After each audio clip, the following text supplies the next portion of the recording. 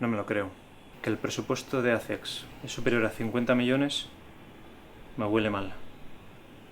¿Cuáles son tus fuentes? Son bastante fiables, Manel. La gente de la compañía. Pues a mí me parece una encerrona.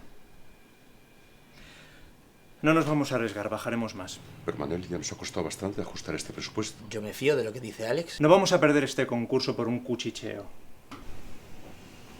Quiero soluciones. Podríamos reducir el vestíbulo B. O quitar una parte del jardín trasero. No.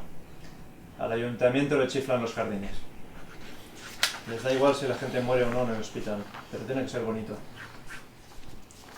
¿Todo esto es lo que gastaríamos en mano de obra? Sí, ya hemos reducido bastante. No, pues vamos a reducir más. Reduciremos el personal en 60 personas. Y con eso será suficiente. Y el mes que viene iremos con el ERE. ¿Y cómo vamos a terminar la obra a tiempo? Pues si es necesario, traemos un camión de inmigrantes y les pagamos en negro. Que la calle está llena de gente necesitada. Y lo del ERE, así, sin previo aviso. Bueno, es lo que habíamos acordado, ¿no? No nos queda otra.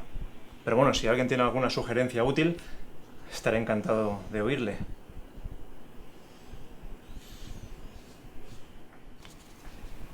Hemos trabajado mucho por esta empresa.